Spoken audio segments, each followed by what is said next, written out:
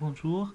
Donc on va continuer toujours dans le chapitre de la reproduction sexuelle chez les plantes, ou bien précisément chez les angiospermes. On va étudier maintenant le quatrième axe concernant la pollinisation. Alors, en ce qui concerne la pollinisation, c'est quoi la pollinisation? C'est le processus de transport des grains de pollen. Si vous vous rappelez, les grains de pollen, ce sont des cellules qui proviennent de, de l'antère. Donc, c'est de l'organe reproducteur mâle.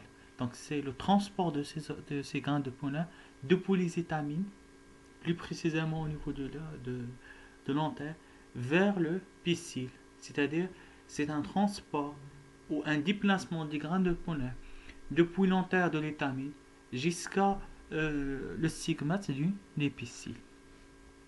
Alors, ce transport peut être soit direct soit indirect. Alors هنا تصحوا واحد الحاجه في دوك لو دوكيمون اللي صيفط لكم. تسمعنا لا pollinisation indirecte بالنسبه لا pollinisation croisée. D'accord? Donc on a l'autopollinisation, c'est la pollinisation directe, et la pollinisation croisée كتسمعنا la pollinisation indirecte. صافي حتى صدتوا لها البال في لو دوكيمون اللي صيفط لكم. Donc on a deux types. Alors, quelle est la différence entre autopollinisation et pollinisation croisée? Autopollinisation, c'est-à-dire que le pollen de la fleur atteint le stigmate de la même fleur.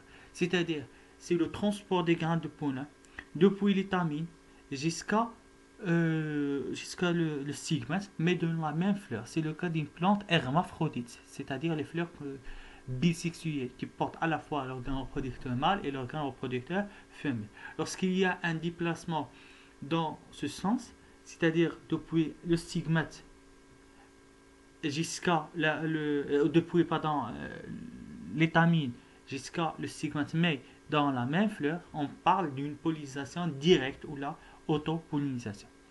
Mais la pollinisation croisée, c'est la pollinisation indirecte. Pourquoi on dit indirecte?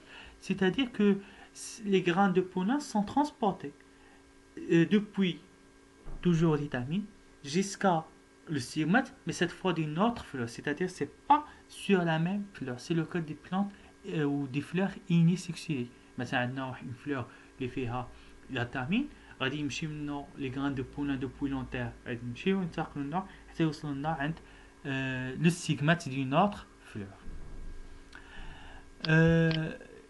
La pollinisation est assurée par certains agents de transport. Imaginons des agents de transport, des facteurs de transport, qui sont le vent, les insectes, par exemple l'abeille, Donc l'abeille, elle transporte les grains de pollen depuis l'étamine jusqu'à le pistil. Donc lorsqu'il mange le nectar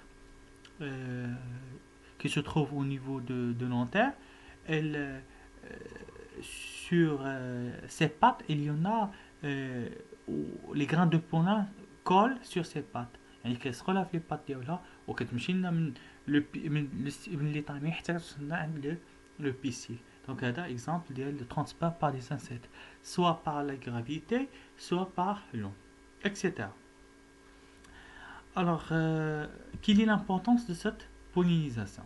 Alors, l'importance de la pollinisation, c'est que pour qu'il y en a un développement de pistil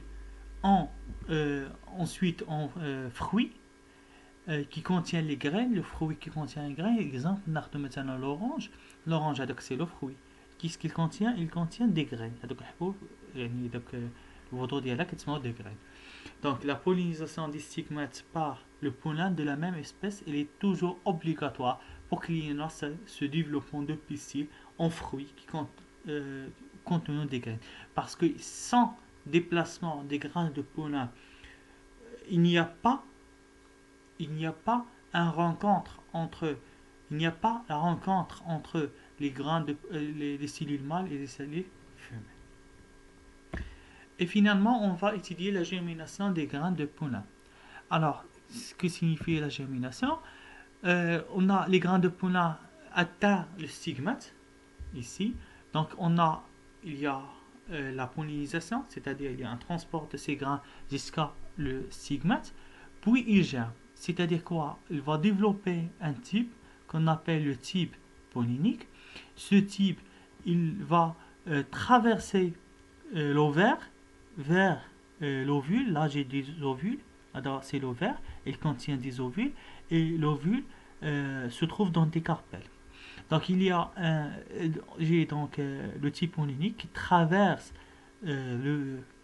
l'ovule, et donc il y en a un transport ou un déplacement du noyau qui se trouve dans les grains de pollen. Alors, si on met les noyaux les grains de pollen, on a deux noyaux, un noyau végétatif et un noyau qu'on appelle reproducteur. Alors, qu'est-ce qui se passe?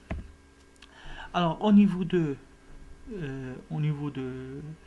l'ovule, on a dit qu'il y a la présence de ce qu'on appelle le gamète femelle, holosphère. Alors que une fois qu'il y a un gamète femelle, donc c'est directement un gamète mâle. Sinon, le gamète mâle. Alors là, le grain de pollen, lorsqu'il libère ses noyaux, un noyau végétatif qui se trouve toujours dans l'extrémité, enfin, il dégénère, donc il mord, ok, le noyau reproducteur. Le noyau reproducteur va subir une métose. Et donc, une fois il subit la métose, on a un chromosome.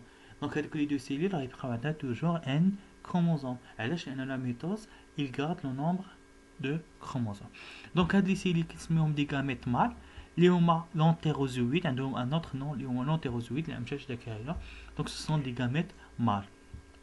Les gamètes mâles vont rencontrer les gamètes femelles et il se fait la fécondation, ce qu'on va voir par la suite.